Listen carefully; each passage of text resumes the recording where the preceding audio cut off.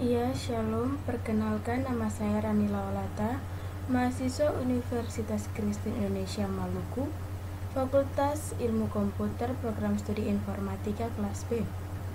Di sini saya akan menjelaskan mata kuliah Interaksi Manusia dan Komputer pada tugas ke-10. Dan pokok pembahasan yang akan saya bahas di saat ini, yang pertama pengertian, yang kedua low fidelity prototypes, 3. Prototip high fidelity, 4. Tools terbaik untuk membangun desain UI, 5. Tujuan dan manfaat, 7. Jenis-jenis, dan 8. Metode. Kita masuk yang pertama, pengertian. Definisi umum dari prototip atau purwarupa adalah sebuah skema rancangan sistem yang membentuk model dan standar ukuran atau skalabilitas yang akan dikerjakan nantinya. Setiap pengembangan maupun pengguna dapat berinteraksi langsung dengan model tersebut tanpa harus membuat produk nyatanya. Yang pertama, low fidelity prototypes. Low fidelity prototypes seringkali berbasis kertas dan tidak memungkinkan interaksi pengguna, mulai dari serangkaian mock-up yang digambar tangan hingga cetakan. Yang kedua, secara teori, sketsa dengan ketelitian rendah lebih cepat dibuat. Low fidelity prototype sangat membantu dalam memungkinkan visualisasi awal dari solusi desain alternatif yang membantu memicu inovasi dan peningkatan. Dan yang ketiga, keuntungan tambahan dari pendekatan ini adalah ketika menggunakan sketsa kasar, pengguna mungkin merasa lebih nyaman menyarankan perubahan. Yang pembahasan yang kedua, high fidelity prototype. High fidelity prototype berbasis komputer dan biasanya memungkinkan interaksi pengguna atau mouse keyboard yang realistis. High fidelity prototype membawa Anda sedekat mungkin ke representasi antarmuka pengguna yang sebenarnya.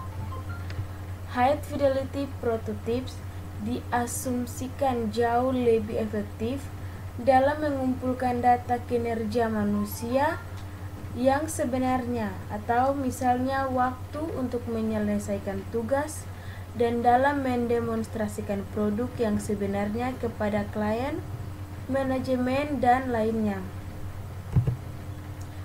Yang berikut, tools terbaik untuk membangun desain UI. Yang pertama, Mockflow. Yang kedua, Balsamiq. Yang ketiga, Axure. Keempat, Adobe CAM. Kelima, Sketch. 6. InVision Studio. 7. Figma. 8. Adobe XD. 9. Adobe Illustrator. Dan yang ke-10, Origami Studio. Tujuan utamanya adalah supaya produk yang akan dirilis sesuai dengan permintaan user atau pasar. Yang kedua, peran dari prototip sendiri adalah menjadi penghubung antar produsen dan konsumen untuk dapat mewujudkan produk berupa perangkat lunak yang sesuai dan tepat guna. Dan yang ketiga, prototip sendiri maupun penghemat biaya produksi dan tidak memerlukan proses trial and error sehingga dapat mengurangi waktu pengerjaan dan beban biaya yang harus dikeluarkan oleh tim developer. Dan yang berikut, manfaat prototip. Yang pertama, mampu mengetahui kebutuhan pengguna lebih awal. Manfaat yang pertama, mampu mengetahui apa saja prioritas kebutuhan dan user agar menciptakan produk yang lebih sesuai, sehingga proses pengembangan lebih cepat dan dapat menyesuaikan yang diberikan oleh klien. Yang kedua, dapat menghemat biaya pengembangan produk. Keuntungan yang kedua, mampu menghemat dan mengurangi biaya pengembangan seminimal mungkin sehingga lokasi pendanaan dapat digunakan untuk kebutuhan yang lain. Dan yang ketiga, mendapatkan gambaran secara konkret.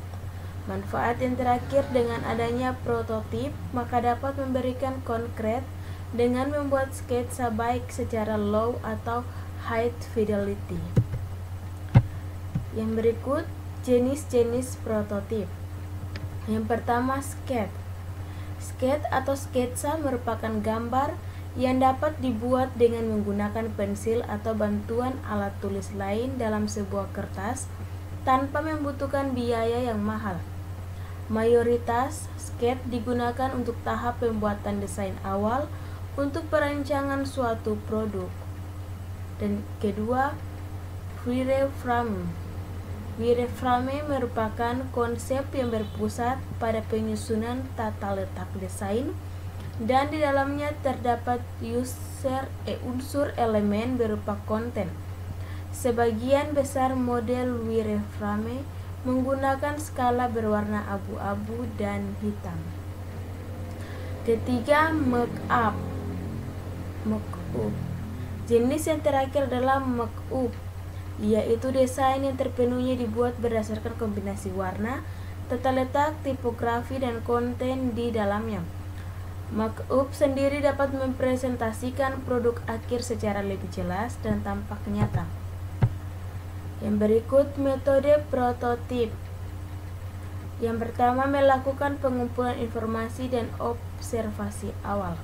Kedua, membuat prototipe berdasarkan hasil analisa yang diperoleh.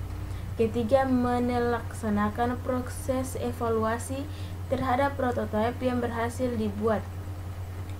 Yang keempat, melakukan pengujian ulang terhadap atau testing terhadap produk prototipe yang telah dibuat. Yang kelima, melakukan pengujian ulang terhadap sistem sebelum masuk perilisan prototipe. Dan yang keenam, menguji cobakan sistem prototyping kepada user dan stockholders terkait. Sekian dan terima kasih.